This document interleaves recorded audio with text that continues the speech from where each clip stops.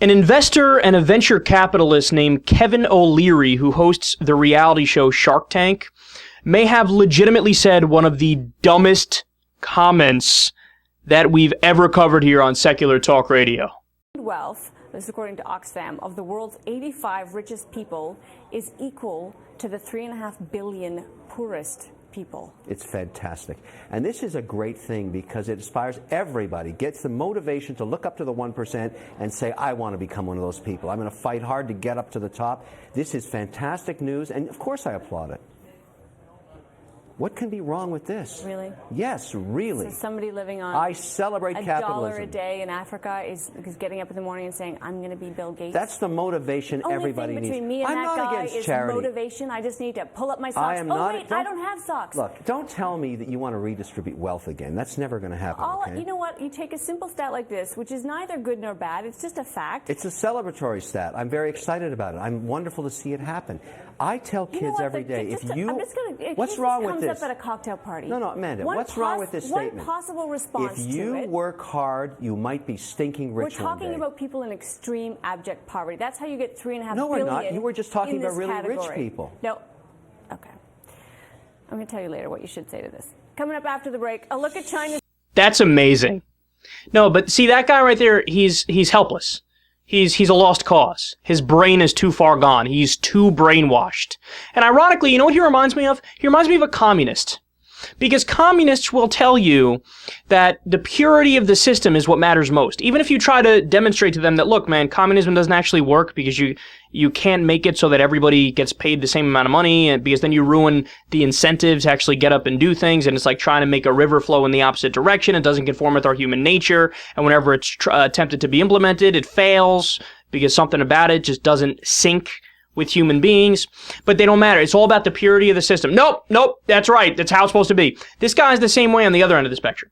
The pure capitalist, and by the way, this isn't even really capitalism. When you get that much wealth disparity, we're talking about, theocratic dictatorships and fascist states around the world, third world countries that hoard all the money while everybody else starves, kleptocracies and oligarchies like in the US. That's how you get that big of a wealth disparity, like in Russia too and all these other places. But what he's saying is, no, it's right by definition. It has to be right because I'm starting from the position that, capitalism and wealth inequality has to be right. It has to be good. That's the only way I can sleep at night. That's the purity of the system. It has to be like that. So then you're willing to, no matter how absurd the difference in income gets, he still defends it.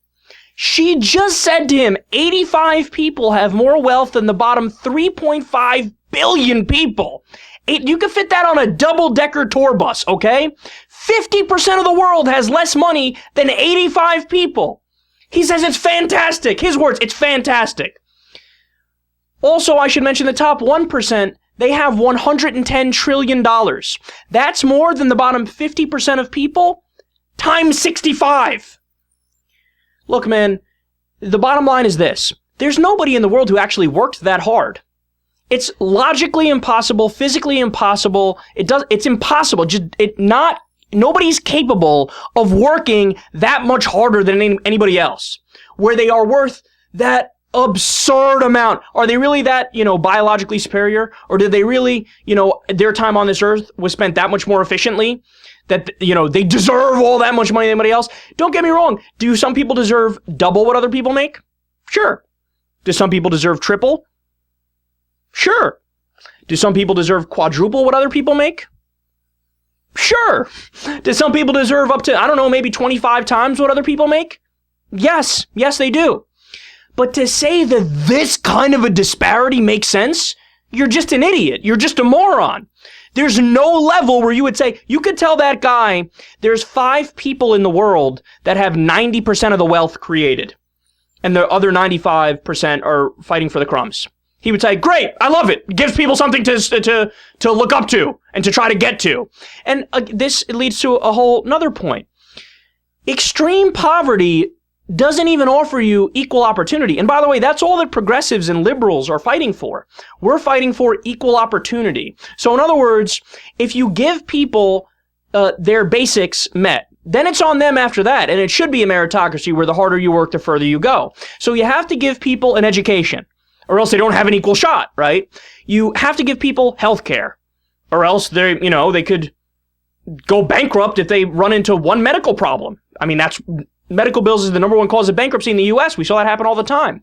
You have to give people a social safety net where you can't punish them for the sins of their parents, right? So if they're a little kid, and their parents are drug addicts or got laid off from a job and they don't make enough money to really support the family, you can't punish the kid for what happened with the parents and the adverse effects that are kind of passed on by accident and by default.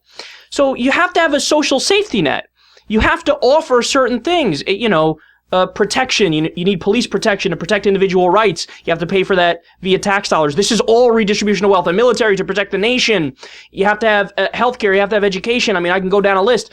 Basic protection of your food. The FDA to regulate it to make sure you don't die from salmonella or E. coli, right? So after you offer somebody an equal opportunity, then you could say you're on your own, big guy. We've given you the opportunity. Now what you make of it is on you, okay? And I'm with that. But he looks at a situation where people don't even have the opportunity. And he says, good, I like that. Yeah, you don't have clean water to drink. You don't have health care. You don't have a fucking roof over your head. You don't have anything. You don't have anything. Like she was saying, oh, yeah, pull yourself up by your bootstraps or pull yourself up by your socks. Oh, I don't have socks. That's what we're dealing with here, this kind of extreme poverty. But he says good. That, ladies and gentlemen, is somebody who, it's not even worth having a conversation. He is as married to his economic ideology and political ideology as a fundamentalist Christian would be, okay? And as an Islamic radical would be. As somebody who believes in Sharia. That's how married he is to it. There's no amount of evidence or proof or data or information that will change his mind about anything ever.